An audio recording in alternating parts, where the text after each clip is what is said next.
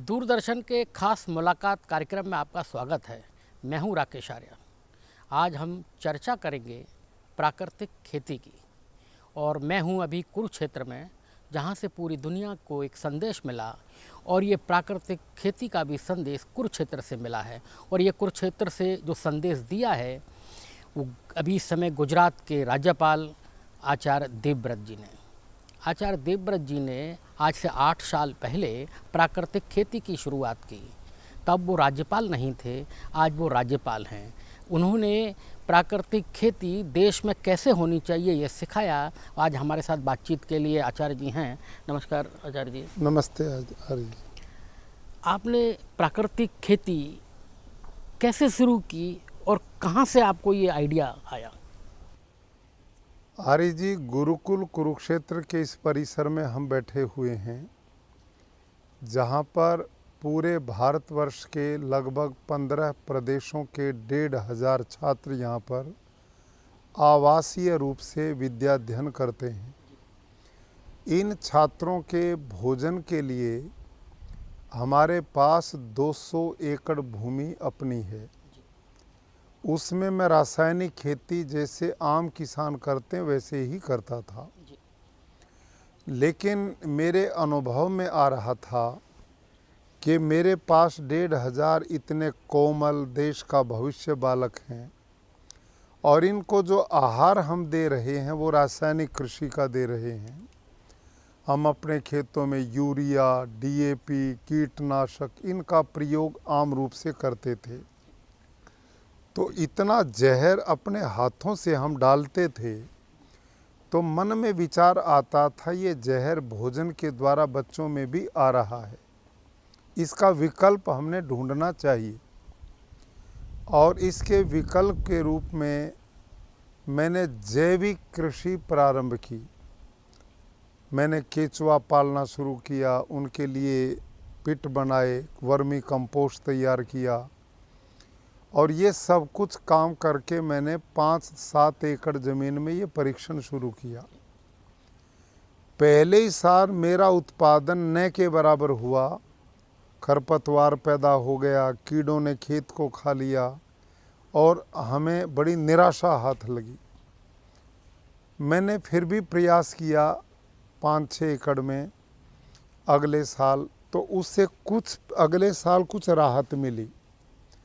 लेकिन 3 साल में इस खेती को किया तो उससे उत्पादन मेरा नहीं बढ़ा और खरपतवार बढ़ गया, लागत भी कम नहीं हुई, तो मेरी कोई ज़्यादा रुचि नहीं बन पाई। इसी बीच में मेरा परिचय पद्मश्री सुभाष पालेकर जी से हुआ, जो मूलतः महाराष्ट्र से हैं। उन दिनों वो जीरो बजट प्राकृतिक खेती का प्रचार करते थे, तो इसी गुरुकुल में मैंने उनको बुलाया।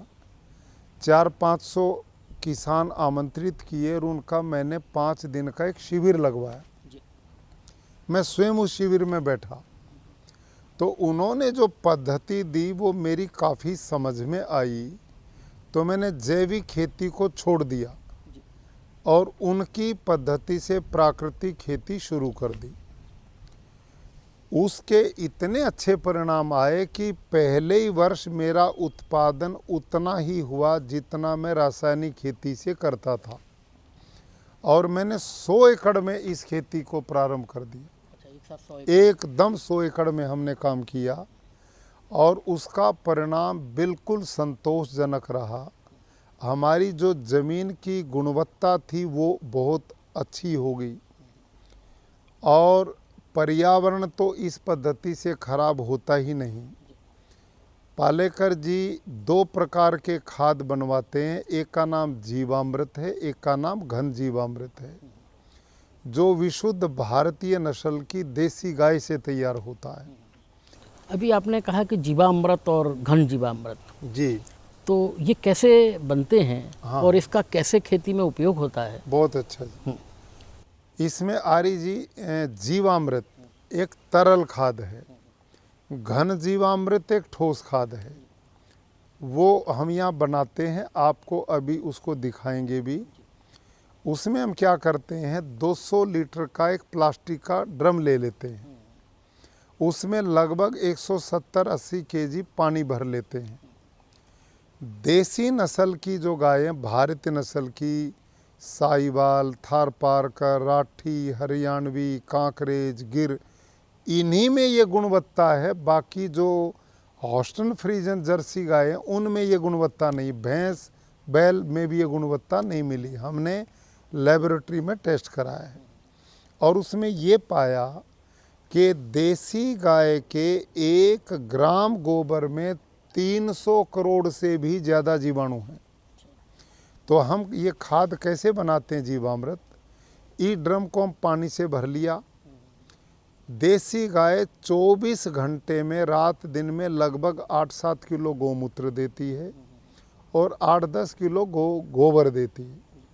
तो एक रात दिन का गोबर गोमूत्र इकट्ठा करके इस ड्रम में डाल देते हैं और फिर 1.5 से 2 किलो गुड़ और 1.5 से 2 किलो किसी भी दाल का बेसन और बड़े पेड़ के नीचे की 1 मुट्ठी मिट्टी। बड़े पेड़ की क्यों, खेत की क्यों नहीं? खेत की इसलिए नहीं क्योंकि हमने रासायनिक डाल करके उसकी खेती के जीवाणुओं को मार दिया है। और पेड़ के नीचे यूरिया डीएपी पड़ा नहीं, तो वहाँ नेचुरल प्राकृतिक मिट्टी है, तो उसमें जीवाणुओं का भंडार है। तो अब हमने ये सब चीज़ें उस ड्रम में डाल दी। उसमें 170 लीटर के करीब पानी हो गया। 8-10 किलो गोबर, 8-10 किलो गोमूत्र, 1.5 से 2 किलो गुड़, 1.5 से 2 किलो किसी भी दाल का बेसन, 1 मुट्ठी मिट्टी और लकड़ी के एक डंडे से हम इसे क्लॉकवाइज घड़ी की सुई की तरह 5 मिनट सवेरे 5 मिनट शाम घोलते हैं, कुल 4-5 दिन। और इस ड्रम को हमने छाया में रखना, धूप में नहीं रखना। अब इससे क्या होगा कि जब गाय के 1 ग्राम गोबर में 300 करोड़ से भी ज़्यादा जीवाणु हैं, तो 10 किलो गोबर में कितने होंगे और मिट्टी में कितने ऑलरेडी पहले से जीवाणु हैं? इन सब जीवाणुओं को खाने के लिए तो प्रोटीन मिल गया, दाल का बेसन, उससे बलवान बनेंगे और गुड़ से मल्टीप्लाई होकर के बढ़ेंगे। तो अब इनकी संख्या असंख्य हो जाती, कोई गिनती में नहीं आती।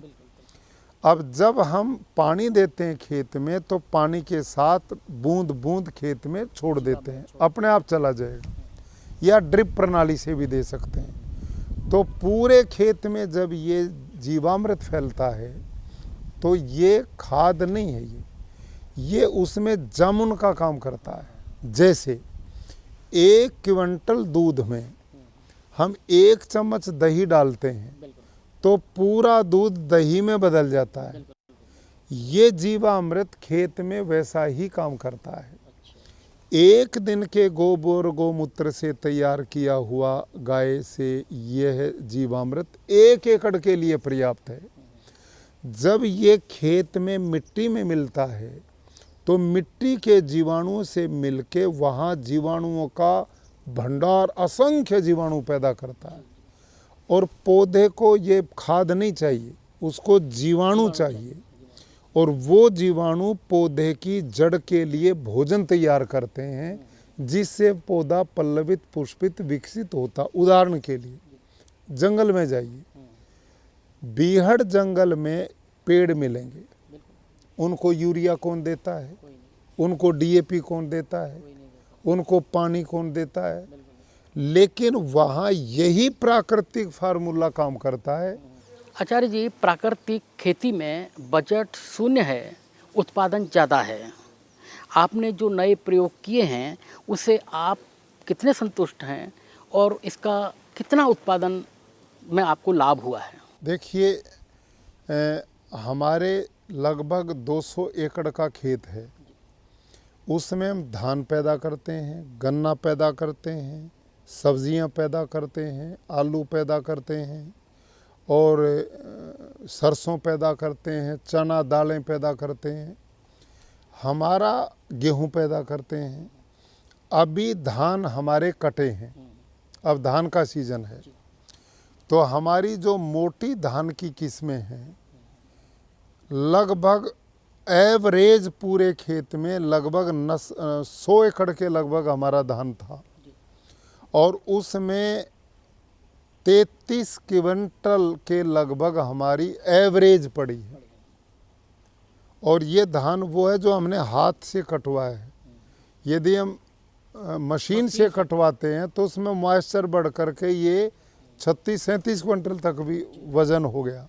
लेकिन सही वज़न हमारा सूखने के बाद, तैयारी के बाद 32.5 क्विंटल 33 क्विंटल प्रति एकड़ पैदा हुआ। जबकि जो रासायनिक खेती करने वाले किसान हैं उनसे मैंने पूछा है, अभी मैं गुरुकुल में ही आया हुआ हूँ, मेरे पास अनेक किसान मिलने आ रहे हैं, तो मैंने उनसे पूछा कि आपने रासायनिक किया, आपका धान कितना पैदा हुआ? उन्होंने कहा जी 22 से 28 क्विंटल, जबकि उन्होंने 1 एकड़ पे 12 से 14 हज़ार रुपये खर्च किया है।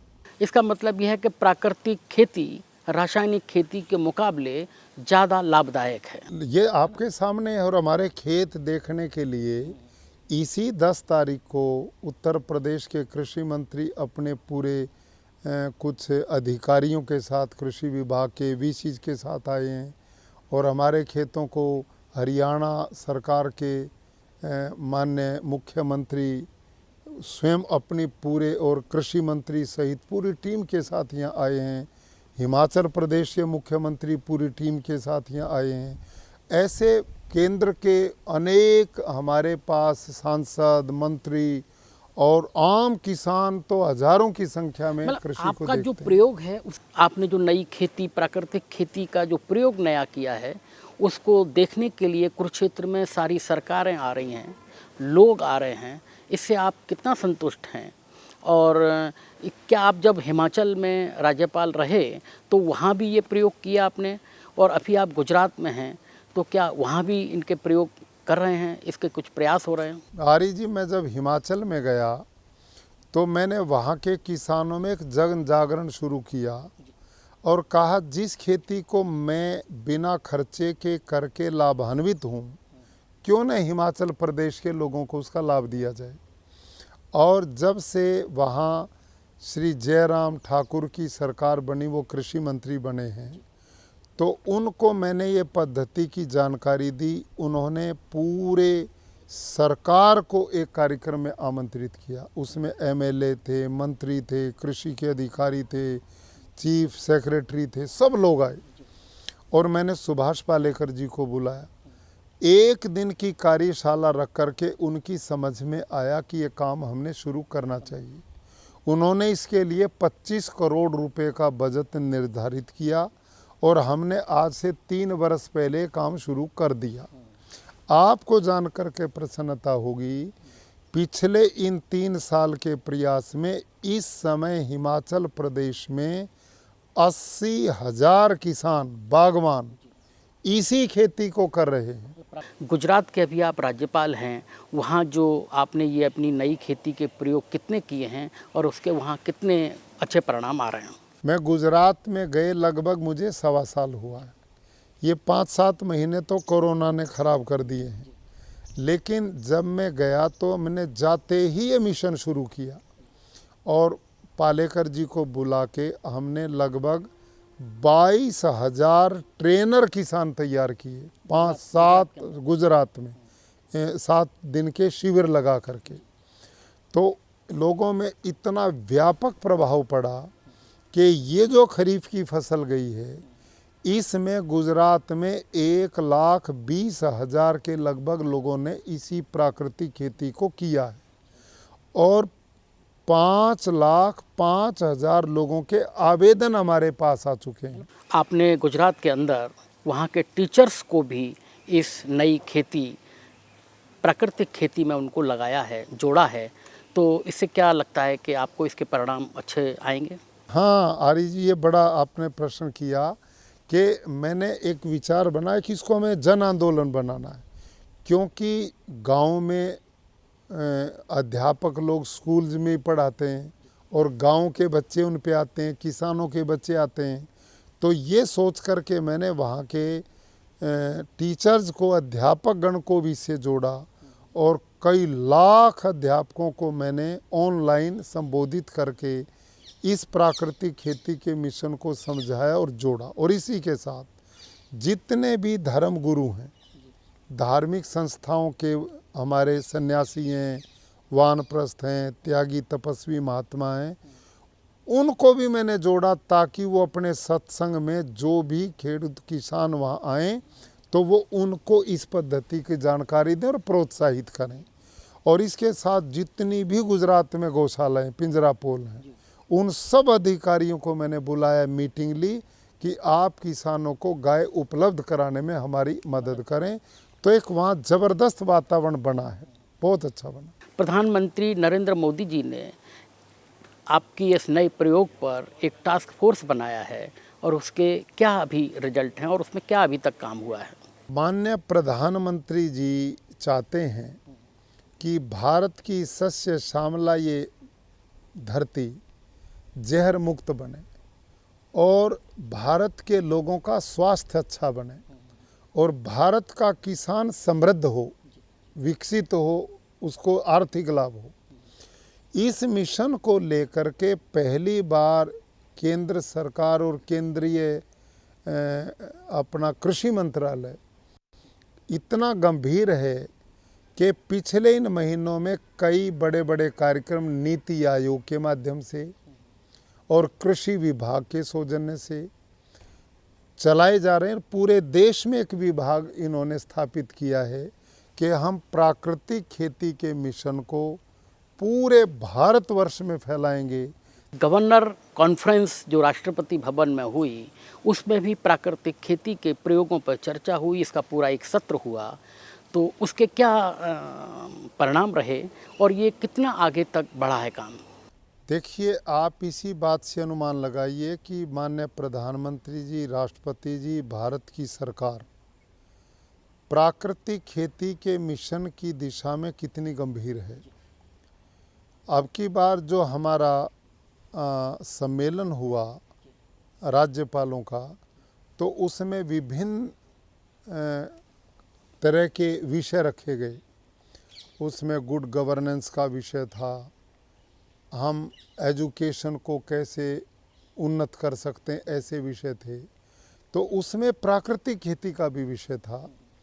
तो इसका कन्वीनर मैं था और 5 प्रांतों के गवर्नर्स, मुख्य रूप से हरियाणा, तेलंगाना, आंध्र प्रदेश, अपना महाराष्ट्र और मध्य प्रदेश, 5 गवर्नर्स यहाँ गुरुकुल में आए, यहीं पर मीटिंग हुई और उन्होंने हमारे खेतों को देखकर इतना उत्साह मिला कि उन्होंने निर्णय लिया कि हम भी अपने अपने प्रदेश में जाकर और किसानों को जागृत करेंगे और इस दिशा में आगे बढ़ाने का काम करेंगे।